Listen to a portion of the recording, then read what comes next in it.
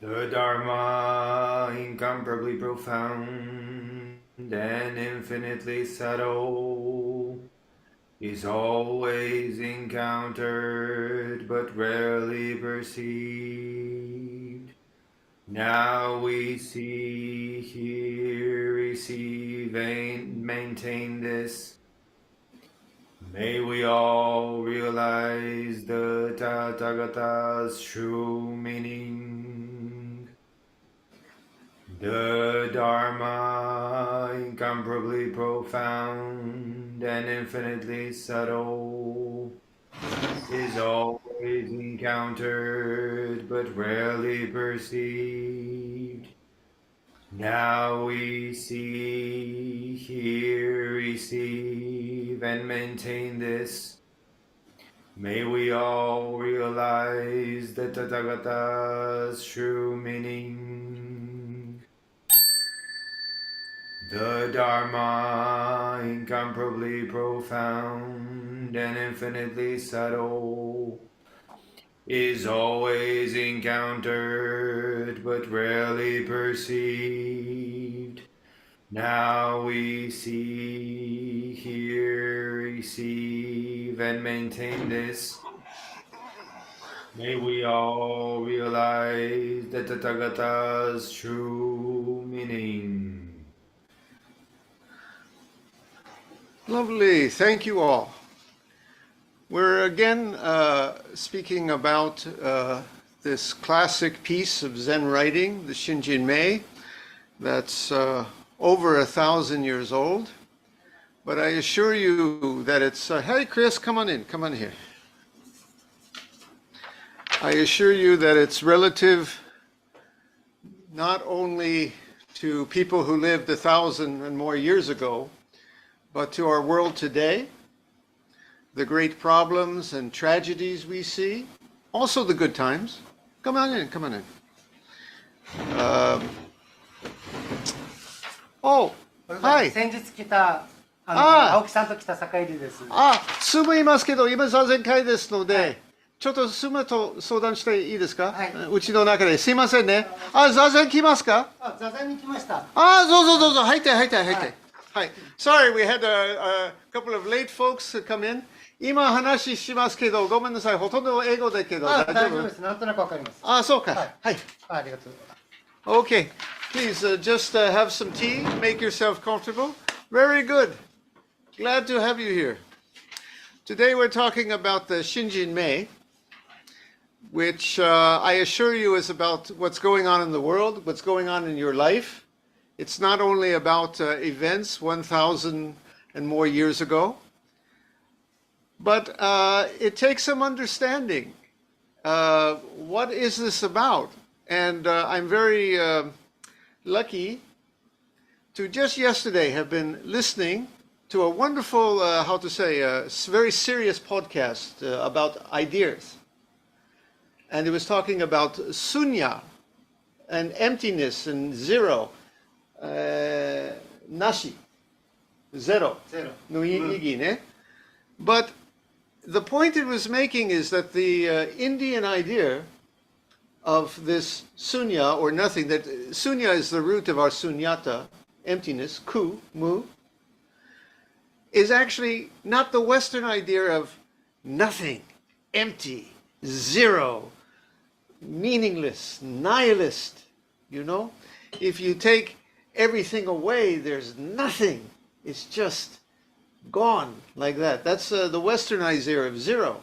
But the Indian idea of zero, which is the root not only of Buddhism, but many parts of Indian philosophy, is sunya, which is when you take all the separate things away of the world, what's left is an emptiness that is wholeness and everything and beyond words. Something total and somehow complete. That's the source of it all. And this is what our practice points to.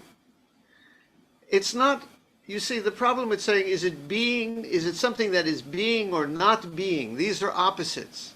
The Sunya of Indian philosophy even says if you think something is or it's not, there is something or it's nothing.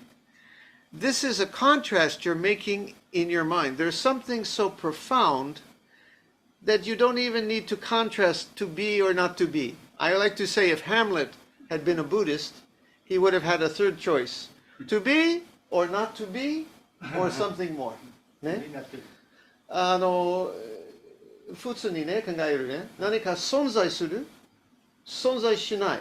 けど、インドと中国と日本の仏教の考え、何かそれを超える何かある。ね。その、なんていうの、存在している、生きている、なくなった、ゼロ。それはね、頭の判断。超えるの何かある。その何か、もう私たちです。この世界です。So this world is of divided things, of this and that, is also this wholeness, this completeness, you see. The problem is, human beings, we live in a world where we cut everything into pieces. Some of the pieces we like, some of the pieces we don't like, some of the pieces seem to fight, right? Masatsaru. But when you have this wholeness, that is sunya, there can be no conflict. Kind of got it? Yeah? Because you need two, you need one and two to fight. But if there's no two, you can have no fight.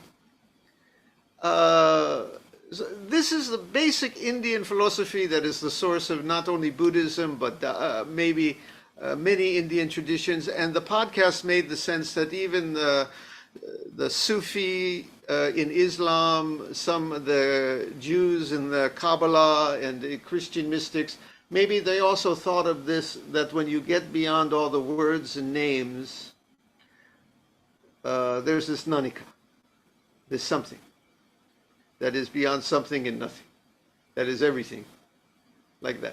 So anyway, this is hey, this is not my idea. This is other people's idea. I'm just telling you what they said, okay? Don't blame me, okay? Okay. Anyway, let's look at what the Shinjinmei says. And if you've not been listening to the podcast before, if you've not been listening to this series of talks before, it doesn't matter. The Shinjinmei basically says the same thing again and again, but it's good to listen to it many, many times. Okay, so first off, do not make judgments. This is one reason when we sit Zazen, we put down judgments. This is good, this is bad. Zazen no toki, handan yamimasu. Zenbu ari no mama.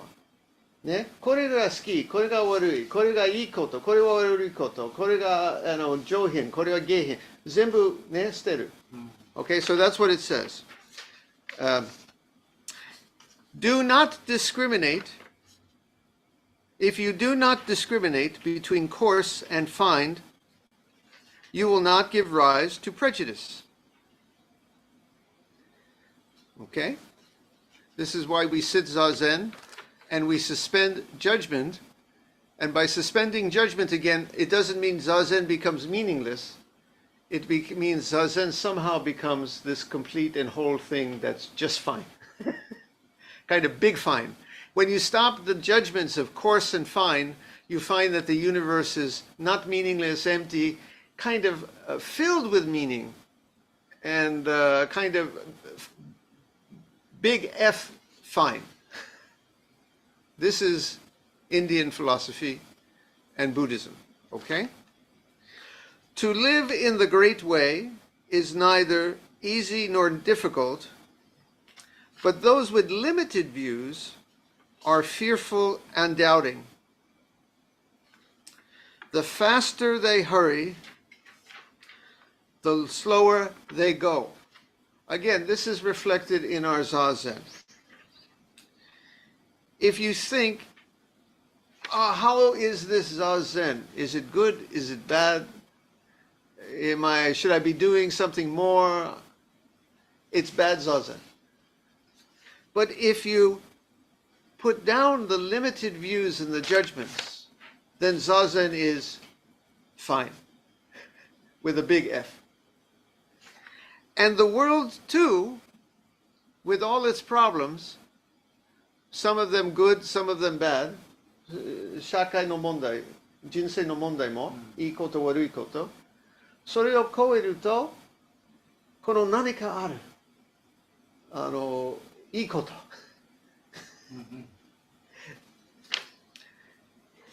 So when we sit, we put down the limited views, because otherwise we start fearing and doubting, how's my life, where's it going, what's it all about?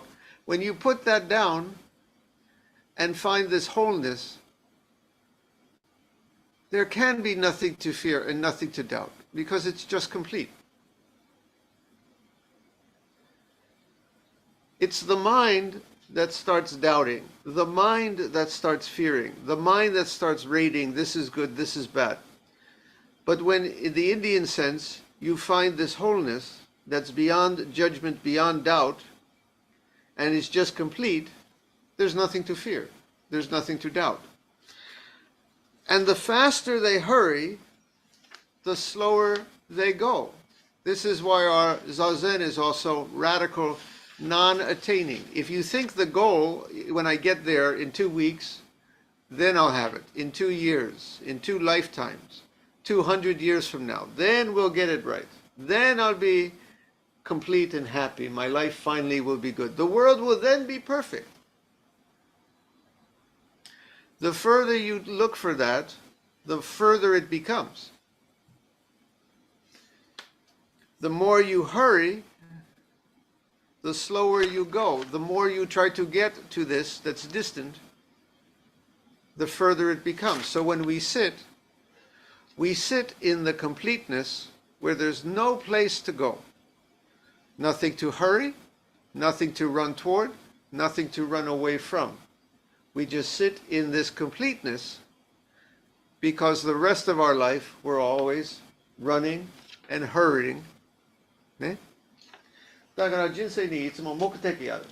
もう明日はね、私嬉しくなる。明日が平和になる。だから明日だからいつも遠くなる。そう、座禅の時はね、明日は知りたい。昨日は知りたい。ここは完璧。ここに生きる。ここは完璧。そういう態度で座る。Like that.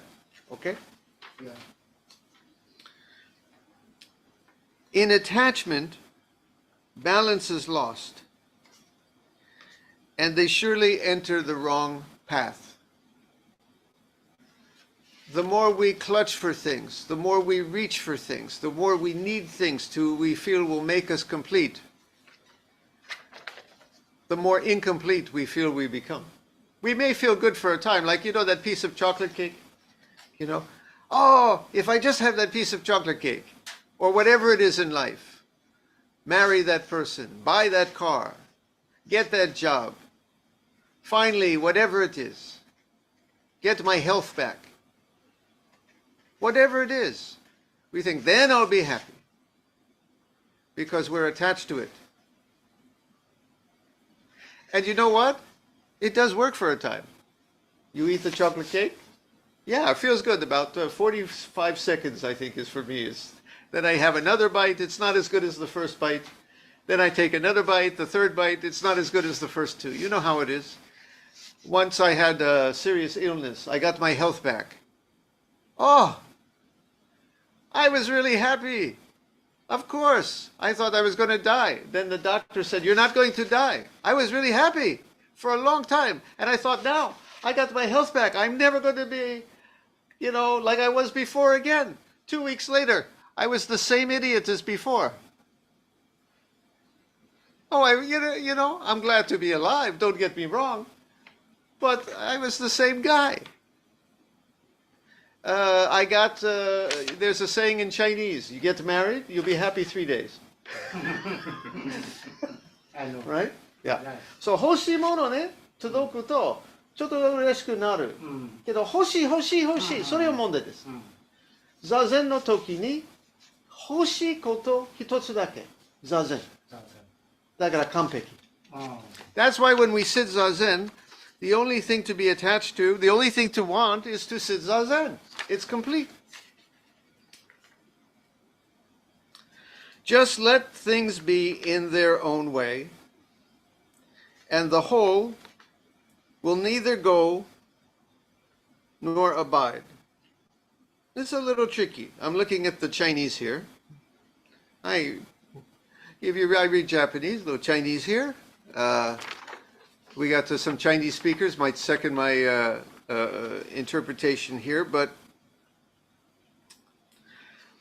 basically, if you let things be as they are, I take it to mean that there's nothing to run towards, nothing to run away from. Also, if life is good, we try to stay there. You don't need to do that either. For example, I got some nice things here.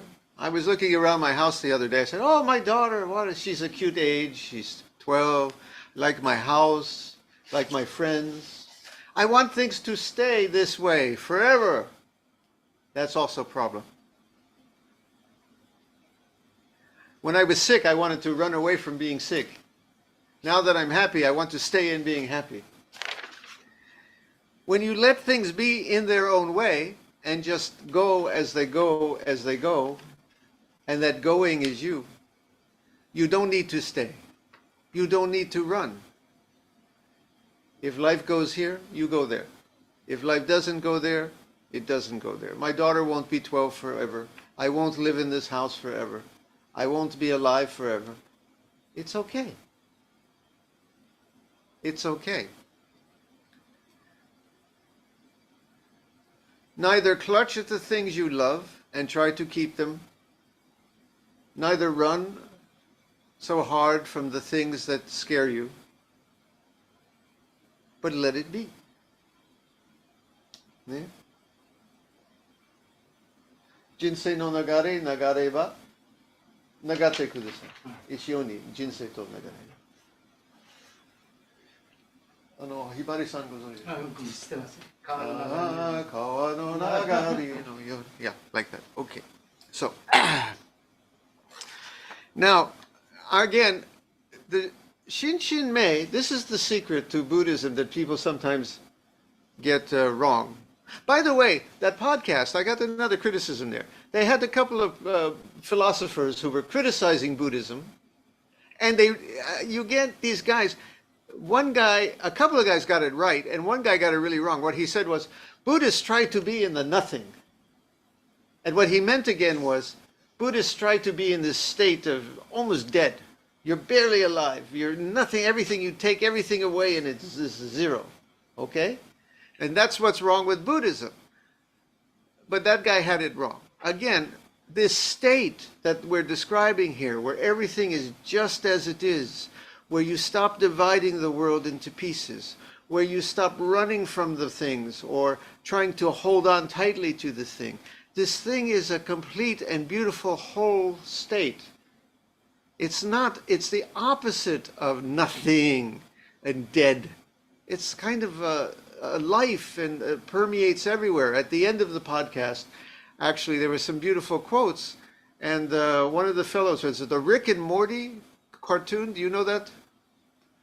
Rick and Morty. It actually presents a very nihilistic view of life. It's funny. But the creator of it said, my point is actually the opposite. When you realize how incredible this dance is, every place in life is the center. Everything has meaning in its own. Everything is just as it is. So it's the opposite of a deadness. So we sit Zazen and we practice and we find this wholeness. We find this everything, allowing everything as it is. Okay? Now, again, I tell you, another thing not to misunderstand. This is only the half view of what we find in life. This is very important and very misunderstood, even amongst most Buddhists, even amongst the most Zen people I encounter. It is very important you get this. And I've repeated it basically every week for the last 15 years. So many of you have heard it 1,000 times. But listen. On this eye that we see the world, of course there are things we don't like and are scary. I had cancer. I wasn't happy. I was scared out of my mind. There are things in life we don't like. I don't like the war in Ukraine. I don't like to see the suffering in the world. I don't like to see there was an earthquake in Turkey. Terrible. Tragic. Makes me cry. Our practice is not to make that go away. Our practice is kind of to see through it and also see this other side at once.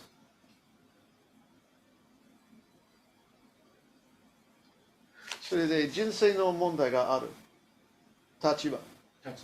ね、人生が完璧ない立場。私たちの、修行、一緒にする。それ問題がなくなる意味じゃない。問題まだある。けど問題がない立場もある。完璧。同じです。両方事実です。It's hard to explain. 説明しにくい。難しいです。はい。But we have this place where all the division, all the separation, even birth and death kind of disappear because it's so whole and complete. Waves on the ocean come and go, the ocean keeps going. It's complete. But still, life has its problems. Our practice is, you have these problems, but the human being thinks, oh, that's the only way to be. There's earthquake, there's sickness, and things I'm afraid of, and winning and losing, and good and bad. Okay? But the Indian philosophy is to tell you, there's also this other perspective where all these separation kind of disappear. So some people make the mistake and think, oh, I got to get to that place and stay there, and this world is fake, a dream. Okay? And that's the meaning of Buddhism, or Hinduism, or other like philosophies. Got to get to this view where all the separation and all the badness disappears, and that's enlightenment. And the Zen master and others, traditions too, will say, no, you don't get lost in the division and the goodness and the badness and the time, and you don't get lost in the perspectives that's timeless and complete, beyond all division. You realize that they're both the same thing from two perspectives, shall we say? And when you do that, you have problems, but no problems at the same time. When you do that, you see that people in Turkey have died, and it's tragic, but there's something beyond death. Something beyond coming and going that's consistent, this wholeness. You see, for example, that there's going up in life, going down in life, but there's something that's just always complete. But the going up and the going down and the completeness, both are. The no birth, no death, and this world of sickness and death are the same at the same time. If you don't like what I'm saying, I advise you, I don't know, become a Scientologist or do something else. Because this is, I'm telling you, this is just basic Buddhism 101, not just Jundo. This is what it, this is this thing. And don't try to become a Hindu, because they'll tell you the same thing too. You're going to have to, I don't know, become a Presbyterian or something. Sorry, Paul. So. Do something. Anyway, let's continue here. Where was I? Accept your nature and accord with the way, and you will walk freely and undisturbed. Accept, and just go with the flow, I would say, translate this. Accept your nature, accept what is, and just go with the flow, we say in English, and you will walk freely. But when thought is in bondage, the truth is hidden, for everything feels murky and unclear.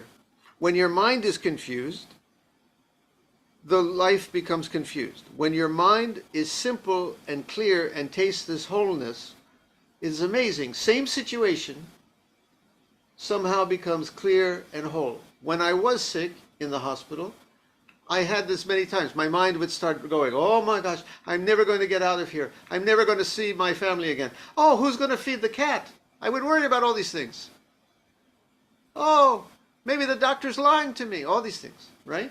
Next moment. It is what it is. It's clear. It's fine. And it was. Same situation, same bed. 2 seconds passed. One moment, confused. The next moment, clear, simple, easy. It's okay. I'll be here. If I never get out of this bed again, it's okay. I know that sounds weird, but that's what I felt. Next moment, I'm worried about the cat again. Next moment, I realize, oh, the cat is also the whole universe. It's okay. I'll never see my family again. Then I realize this wholeness, which nothing can ever be apart. Very strange. Same situation. Our practice is to realize that it's here between the ears where we're making this clarity or confusion. When thought is in bondage, the truth is hidden, for everything is murky and unclear. And unclarity brings annoyance or disturbance or bother or weariness. ここにきれいになったら人生がきれい。ここはね、めちゃくちゃになれば人生めちゃくちゃ。そういう意味ね。けど人生の状態壊れない。ね。問題はね、人生の状態はね、あ、これは状態の判断はここにする。ごめんなさい、通じない。第3問目。はい。What's the use of making distinctions and separations?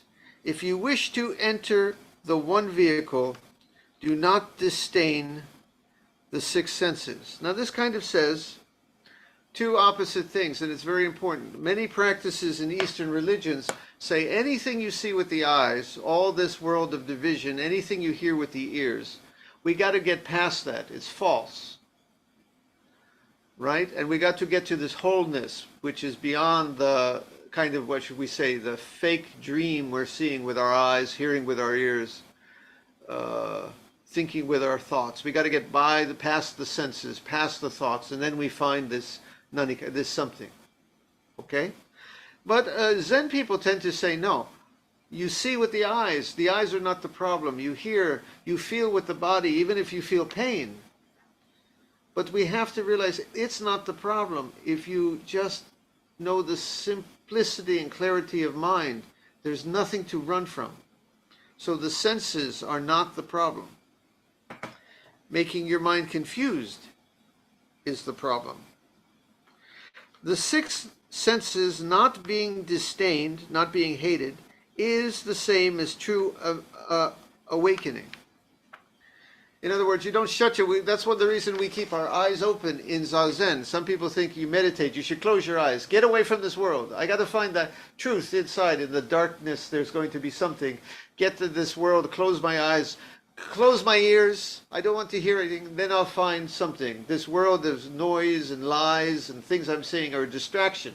No, the Zen folks keep their eyes open. Why? We see... But if we don't judge and get tangled in thoughts, what we see somehow becomes the wholeness and is clear.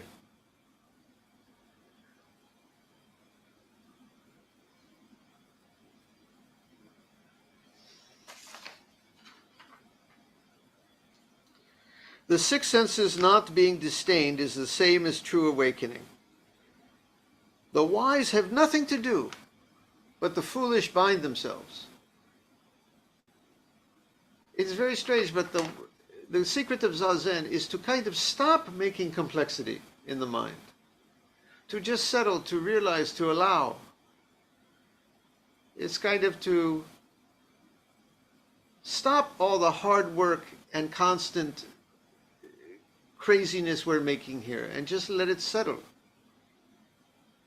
We get up in the morning, we start running, we start doing, we start judging, we start thinking, we start analyzing, we start doing our problems, we start doing our work, we start doing our equations. Busy, busy, busy, busy, busy. And in some sense, of course, this is important for life, for our job, for our work, for our family. We need to think, think, think. Human being is thinking being. But the wise person knows how to put all that down. It's the opposite of doing something. Put down the constant analysis in the mind. Put down the constant judgments. Put down the constant chasing. And then all is what it is. Don't go the other way, where you think I have to be so completely silent and still and away from this world and then I'll find the truth. Just be in this world of complexity, but know that it is also stillness. Like that. When you see the earthquake in Turkey, we cry. But by this practice, we realize that's not everything. That's not the world of change and coming and going and love and loss and birth and death. Is also this other thing at the same moment. We have problems in life. And they're not going away. I mean, they may, you got to work on them. Maybe you'll fix your problem in life, whatever it is, right? But you can also realize that there's this other face where there never was anything lacking to start.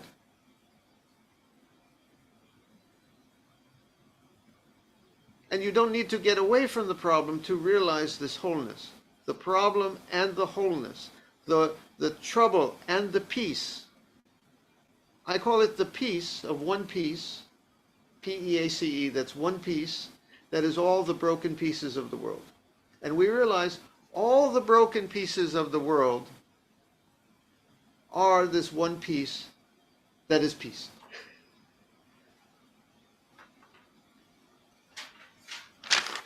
Okay. There is one Dharma, not many. It's a kind of way to say maybe there's one truth, there's one thing, not many, but yet there is also the many too. It is foolish to long for anything and to seek mind with mind.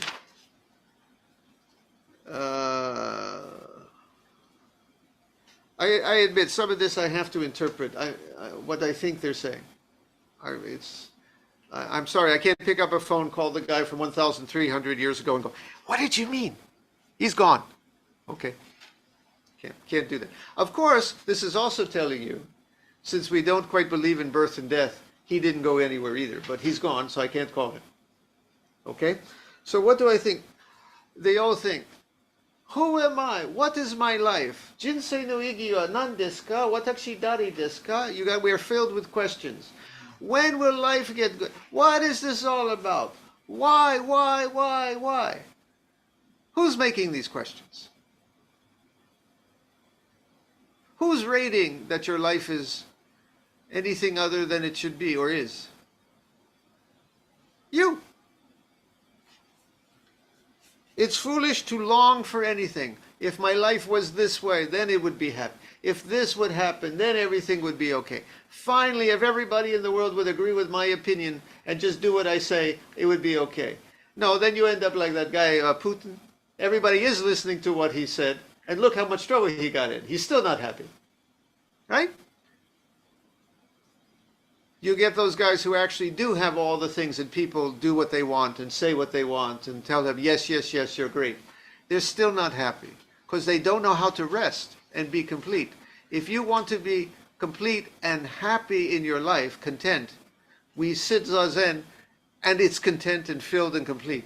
And it just is, because you put down the questioning and the doubting and just sat in its completeness. I'm not saying all your problems are going to go away.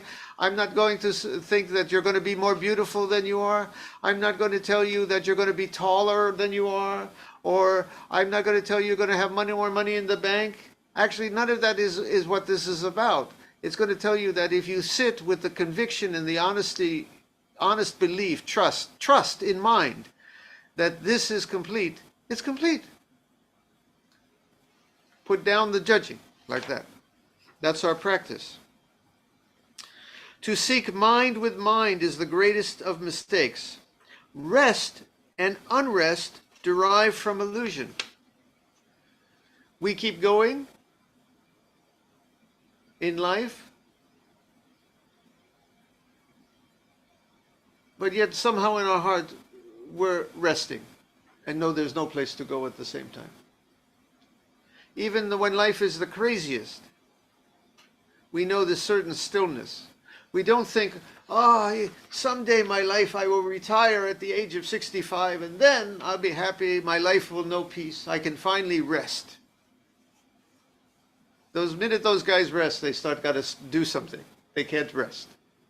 Or if they rest too much, their life falls apart, they lose meaning. Our practice is to know the movement and change in life while our heart is at rest. Rest is motion, is change. Stillness is motion and change. In enlightenment, there is no good and bad. All dualities come from false deliberation. 中国語のお勉強もなりますね。They are like dreams of flowers in the sky. Why try to grasp them? Okay, now this is an interesting thing. We judge things as, again, good and bad, and dualities, separation, this, that, the other thing. And this says that they are all like dreams of flowers in the sky. In other words, fake dreams. Okay? The expression flowers in the sky means a mirage. Yeah? Something that's not real. It actually comes, they think, from the, when you get old like me, you start to see like things floating in your eyes, you know? Those are flowers in the sky, flowers in space. Who's got that? Just me? Or a few of us? Yeah. So those are flowers in the sky. They're not there. Now, I'm going to finish with a little Master Dogen, because he had an unusual take about this. A little, this world is like a dream, but it's the dream that we're dreaming, it's the wholeness. The flowers of the sky, in the sky, are not fake. Don't think of them as fake. Don't think of it as real. They're this world in our life, and it's not separate from, it's not something to run from. So let me read a little of Master Dogen's Kuge, Flowers in the Sky. Foolish people think that the obscured eye in the Tathagata statement, the Buddhist statement, what is seen by clouded eyes are flowers in the sky, means the confused eyes of sentient beings. They think that because their sick eyes are already confused, they think that flowers in the sky are seen as pure. Master Dogen could really write sometimes a very complicated way. I'm going to summarize this in a second. And think that the Tathagata said that original emptiness, there are no flowers. Okay, people think that all this world of things we see, these illusions, these dreams, these ideas we have, the Buddha, people think the Buddha is saying that it's all fake and we got to get past that. Okay, that's what people think. After seeing the flowers in the sky, people also think that the flowers should disappear, and then you're enlightened. The mirage should disappear, and then you're enlightened. But to think that the flowers in the sky stop existing once they disappear is a view of the lesser vehicle. It's a narrow interpretation. To think that once you get enlightened, all the dream disappears is not the way to think of this. It vanishes and does not vanish at once. The problems in your life are there, yet not there. The events of this world, life and death, coming and going, comedy and tragedy, are there and not there. It's not that it disappears, but don't believe it's real either. It's like a show you're watching, and you realize it's kind of a show, but you enjoy the show too.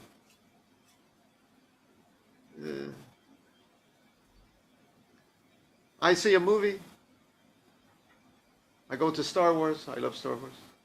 I know it's just a movie. Oh my gosh, Darth Vader. No, but I know there's no Darth Vader. Darth Vader is like the problem in my life. Darth Vader, pardon me for saying this, is the earthquake, is the Cancer is the trouble. The evil one. Okay? Scary. And yet I know it's not completely the whole story. It's just a movie. But yet, enjoy the movie. There it is. Oh, Darth Vader. This is the problems in our life. We know them, they are there, yet they're not, yet they are. This is what Dogen and many of the other, shall we say, mystics and Buddhists and other philosophers are preaching here. Nirvana and living and dying are just flowers in the sky.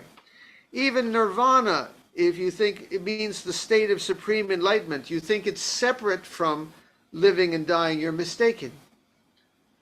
The idea of living and dying is kind of a dream, but nirvana is also a kind of dream. And when you realize that living and dying and nirvana are just two faces of this one thing that has no face, that's real nirvana. This nirvana and living and dying are this reality, and are at the same time just flowers in the sky. The roots and stalks, twigs and leaves, flowers and fruit, the brightness and colors of flowers in space, this whole world of complexity and colors and things, are each the blooming of life, the flowers in the sky. It's all the show, the beautiful show. The garden, it's all not just something to reject, it's something to see through and then appreciate and live. When this teaching is realized, flowers are beyond birth, beyond death. Flowers are beyond flowers. The sky is beyond the sky. Do not be confused about the before and after of flowers. Don't think that I got to get past the flowers and then I'll find the truth. Don't even think about the enlightenment is the clear sky and the flowers are just this mirage that's appearing in the clear sky. Forget about the sky. Forget about the flowers. Do not get into this and just sit Zazen. Do not get caught in theoretical discussions of whether these things are what they are. Just sit and feel, bottom line, the wholeness and division and life and death, good and bad of this world. And this, that is the wholeness beyond good and bad and life and death and this and that. We're never, not two. We say not one, not two. この人生ね、いろいろの摩擦問題がある人生と、この、なんていうの、統一する、一になる、問題がない、別々がない立場、一になる。だから問題がある、問題がない。まだあるけど。Many. Yeah, many. No problem. No problem, boom. Like that. Something like that. Okay. All right. That's all I got. Any questions, or if I once again just left you stunned and speechless and waiting to get out of here? Any questions? Anything?